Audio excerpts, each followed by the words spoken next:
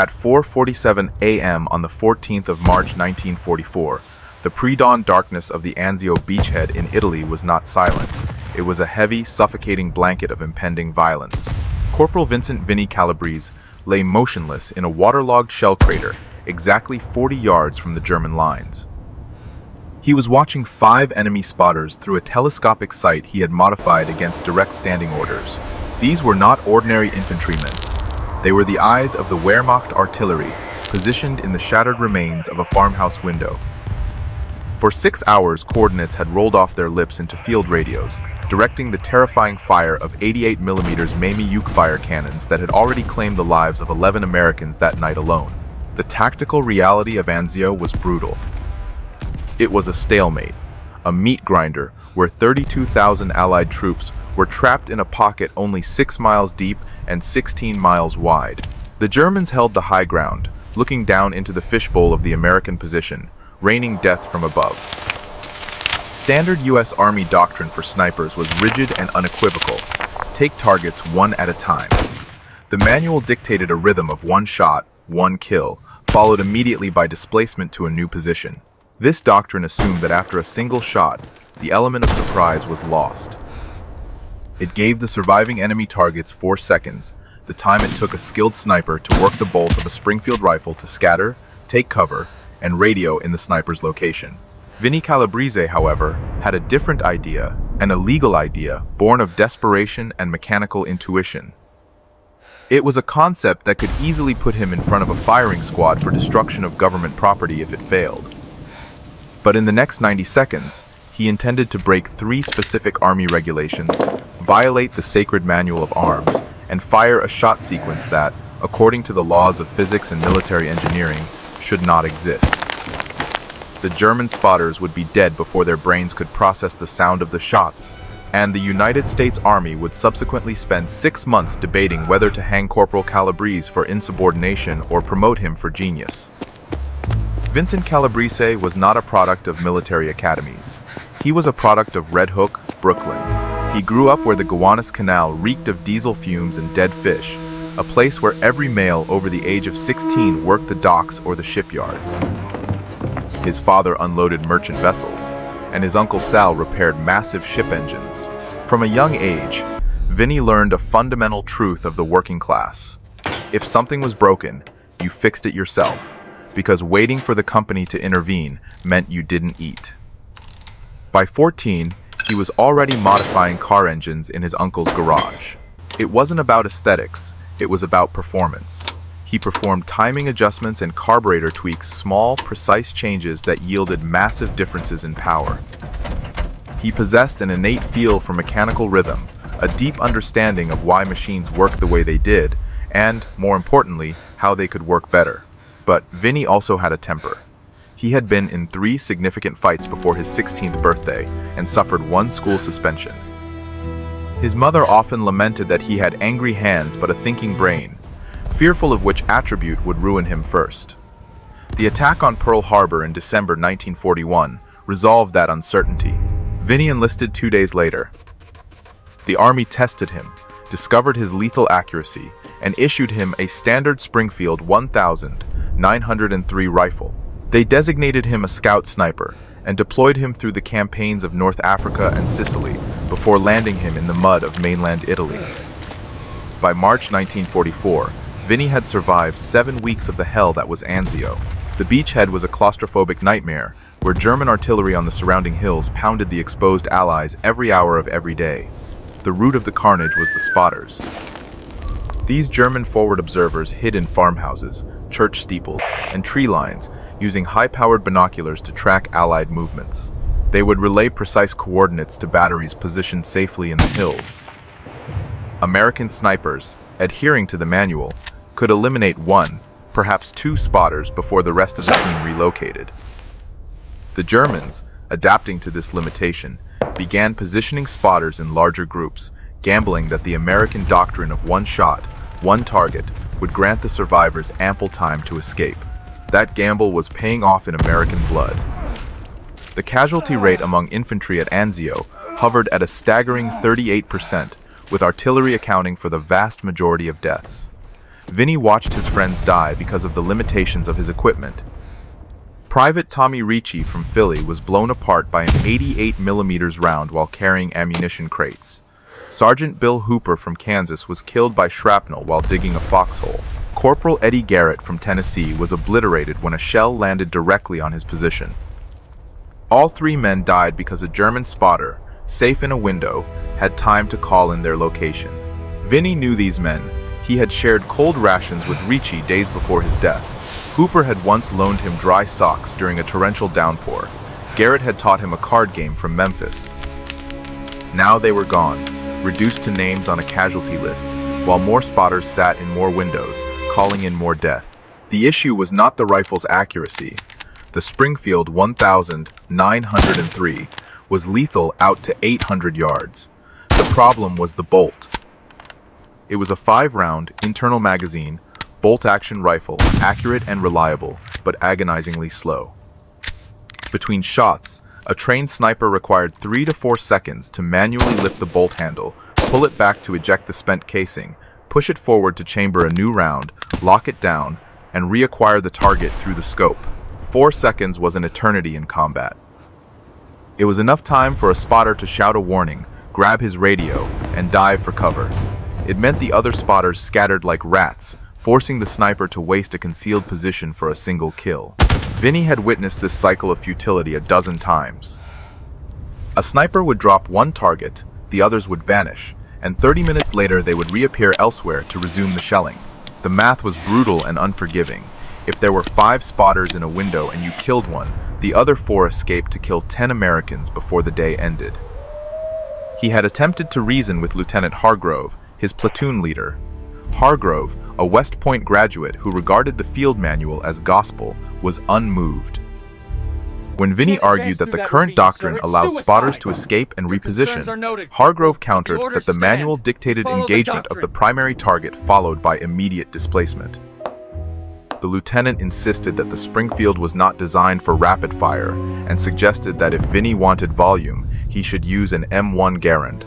Vinny tried to explain that the Garand lacked the necessary range for counter-sniper work, but Hargrove dismissed him, ordering him to follow doctrine. So Vinny followed doctrine. He killed spotters one at a time. He displaced, the other spotters escaped, and men continued to die. The breaking point came on March 9, when a German artillery barrage struck a forward aid station. 14 wounded men were killed instantly, along with 2 medics. One of those medics was Jimmy Lynch, a 20-year-old kid from Boston who wrote letters to his mother every 3 days. Vinny had watched Lynch splint a broken leg under fire just 2 weeks prior. Now, Lynch was gone. That night, sitting in his foxhole with the Springfield across his lap, Vinny obsessively contemplated the mechanics of timing. The bottleneck was the bolt. Every cycle cost 4 seconds the enemy used to survive. But what if he didn't have to cycle the bolt? What if he could fire all 5 rounds in the magazine before the spotters even registered the crack of the first shot? The idea seemed to violate the laws of physics. The Springfield was a bolt-action weapon. There was no mechanism for automatic fire, no gas system to drive the action, unless, of course, the timing was changed. Vinny's mind drifted back to the engines in his uncle's garage. Engines were systems of timing, combustion, compression, and exhaust. If you altered the timing, you altered the performance. Rifles were essentially combustion engines that propelled lead rather than turning wheels. The Springfield's bolt locked into battery with 2 forward lugs. When fired, gas pressure pushed the bullet down the barrel while the bolt remained locked. Only after the bullet left the barrel did the shooter manually cycle the action. But what if the gas pressure could do the work? Vinny turned the concept over in his mind. The Springfield wasn't designed to harness that pressure, but gas escaped the barrel every time a shot was fired. If he could redirect a fraction of that expanding gas backward to create a pressure wave that pushed the bolt open, he could reduce the cycle time from 4 seconds to perhaps half a second. It was an insane proposition. It violated the fundamental design of the rifle. It would require drilling into the hardened steel of the barrel, installing a gas port, rigging a piston system to drive the bolt, and modifying the trigger group to release the firing pin automatically when the bolt closed. It would take hours of precision work with inadequate tools. It would void every regulation in the manual. If it failed, the rifle could detonate in his face, blinding or killing him. If it worked and he was caught, he would face a court-martial for destroying government property. But if he did nothing, the shelling would continue, and more friends would die. At 2:30 a.m. on March 11, Vinny sequestered himself in a supply tent near the beachhead perimeter. He told the sentry he was cleaning his weapon, a half-truth. The sentry, indifferent to anything that didn't involve noise, let him be. Inside, Vinny disassembled the Springfield on a crate, laying out the barrel, bolt, trigger group, and stock like the engine parts in Brooklyn. The heavy scent of gun oil filled the tent, while outside, the distant rumble of harassment artillery echoed from the hills. Vinny worked by the dim beam of a flashlight, his hands steady despite the biting cold. Step 1 was drilling the gas port. He had borrowed a hand drill from the engineers, but the barrel was forged steel, as hard as a ship's hull. He measured 6 inches from the chamber, marked the spot with a grease pencil, and began to drill. The bit screeched against the metal, a sound that set his teeth on edge. He drilled slowly, agonizingly, checking the depth every few minutes. Too shallow, and the gas wouldn't vent. Too deep, and he would structurally weaken the barrel, causing a catastrophic failure. It took 15 minutes for the bit to finally punch through. He inspected the hole, a clean, 1/8 inch diameter aperture. Step 2 was fabricating a gas piston. Lacking a machine shop, Vinny relied on a file and scrap metal salvaged from a destroyed German half-track. He cut a piece of steel rod and filed it down until it fit snugly inside a tube he had fashioned from a broken radio antenna. The piston needed to slide smoothly but remained tight enough to create a seal. He tested the fit 20 times, filing and adjusting until the tolerance was perfect. Step 3 involved attaching the piston system to the barrel. He used heavy wire scavenged from communications equipment, wrapping it tightly around the barrel to secure the gas tube. The tube ran from the port back toward the receiver, angled to catch the escaping gas and drive the piston. The piston connected to the bolt via a thin steel rod he had bent and filed to shape. By now, his hands were black with grease, and his fingers ached. He sliced his thumb on a sharp edge, wrapping it quickly with a strip of cloth torn from his undershirt to keep blood off the mechanism. Step 4, modifying the trigger group, was the most dangerous phase. The trigger had to release automatically when the bolt closed, allowing the rifle to fire again without a separate pull. He filed down the sear and adjusted the hammer spring tension, testing the mechanism by hand. The hammer snapped forward with a sharp click. Too much tension, and it wouldn't reset. Too little, and it might misfire. He adjusted, tested, and adjusted again for 40 minutes, his fingers cramping in the freezing air. By 4:15 a.m., the rifle was reassembled. Outwardly, it looked almost normal, the gas tube hidden along the barrel and camouflaged with mud and cloth wrappings. The internal modifications were invisible unless one disassembled the action. Vinny held the weapon, feeling the weight of his transgression. He had created something that didn't officially exist. He loaded 5 rounds into the magazine and slipped outside into the pre-dawn darkness.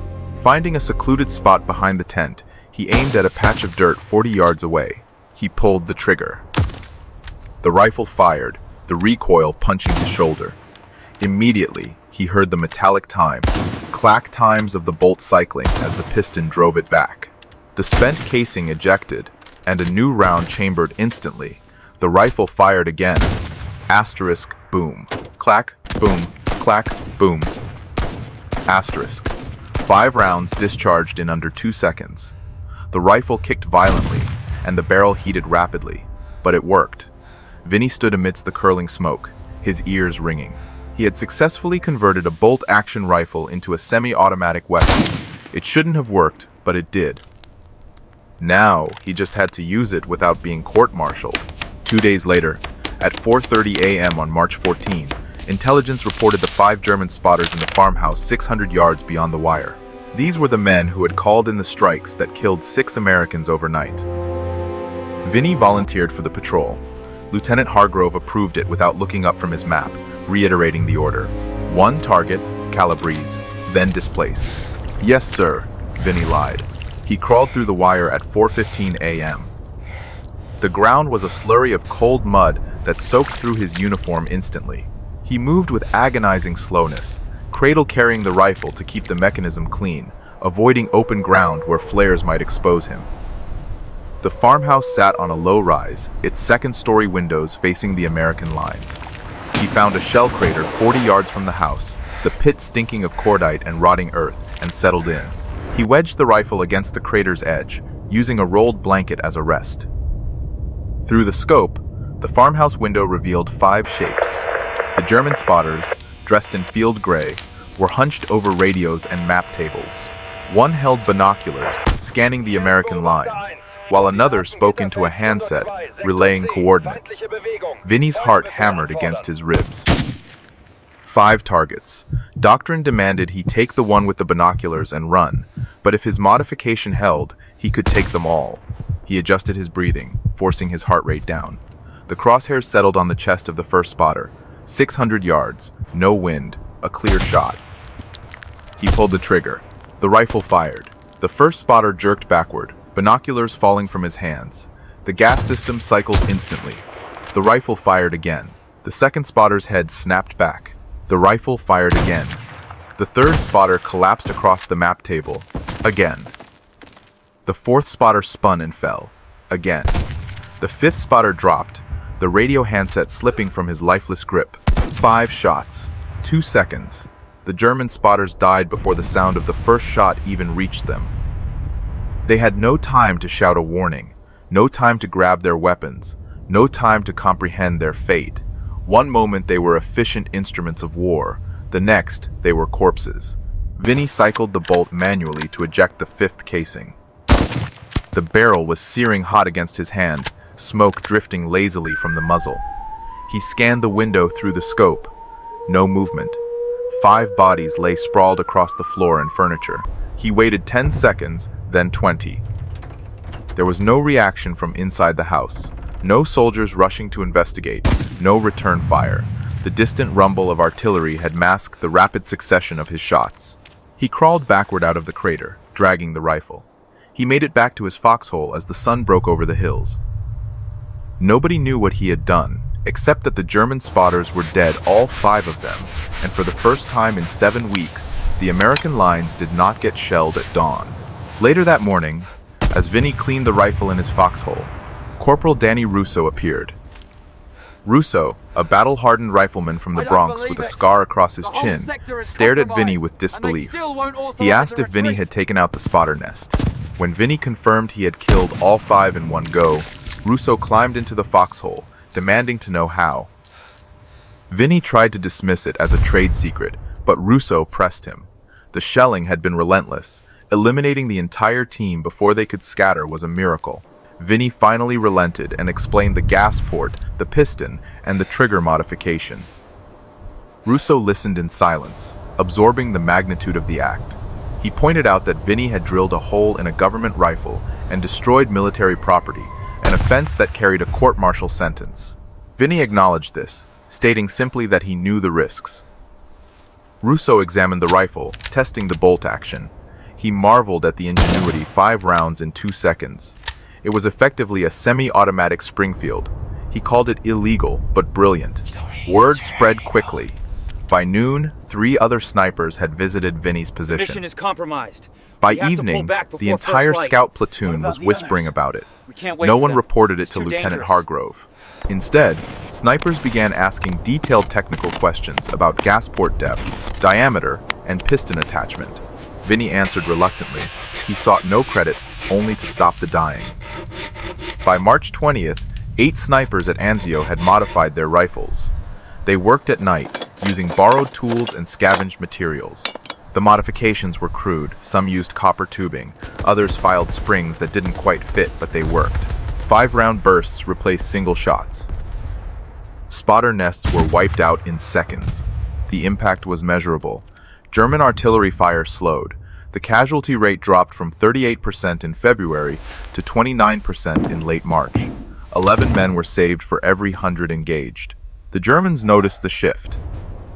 A captured artillery observer later revealed during interrogation that spotting teams had reduced their observation times because American snipers had become terrifyingly aggressive, firing multiple shots so rapidly that relocation was impossible. The prisoner admitted they had lost 17 observers in 10 days and confessed confusion over how bolt-action rifles could achieve such a rate of fire. German commanders were forced to adjust their doctrine. Spotters began working alone, changing positions every 30 minutes and abandoning obvious vantage points. These adjustments helped the Germans survive, but the damage was done. The tactical balance at Anzio had shifted. American infantry could move during daylight with less fear of immediate annihilation. Still, no official report mentioned the unauthorized modifications. The snipers kept their secret, teaching each other in whispers. Lieutenant Hargrove noticed the drop in casualties but attributed it to improved training or luck. The secret held until the 3rd of May 1944, when Captain Frank Mercer of the Ordnance Department arrived for a routine inspection. He discovered the modification on Corporal Russo's rifle. Mercer, furious at the destruction of government property, demanded to know who was responsible. Russo took the blame, claiming he figured it out himself. Mercer didn't believe him. After finding 6 more modified rifles, he filed a report to Colonel Raymond Hayes, the Beachhead's senior ordnance officer. Hayes, upon learning that the illegal modifications were actually effective and had lowered casualty rates by 11%, was placed in a dilemma. His sergeant major, Tom Briggs, admitted he knew about the rifles but hadn't reported them because they were saving lives. Hayes ordered an investigation, but the snipers maintained a wall of silence, refusing to implicate Vinny. On May 8, Hayes gathered the scout platoon. He threatened court-martial for the destruction of government property, but then pivoted, acknowledging the tactical success of the modification. He announced an engineering evaluation. If the rifles were deemed safe, the method would be adopted. Until then, further modifications were banned. After the meeting, Lieutenant Hargrove confronted Vinny privately.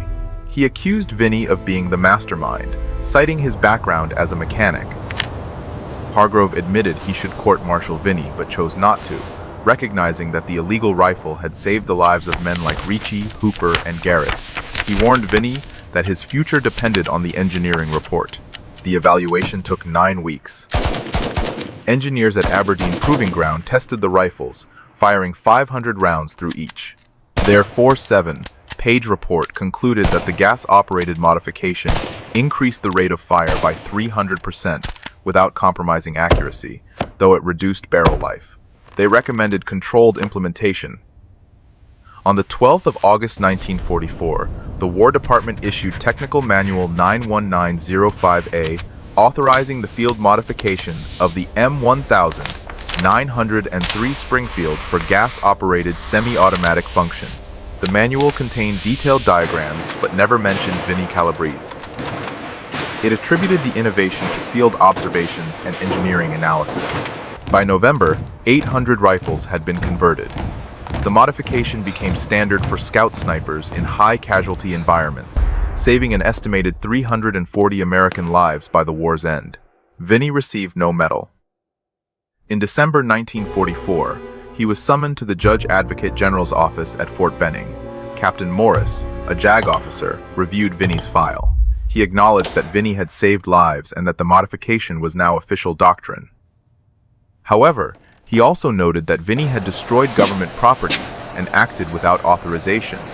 The recommendation from Colonel Hayes had been a court-martial, but politics intervened.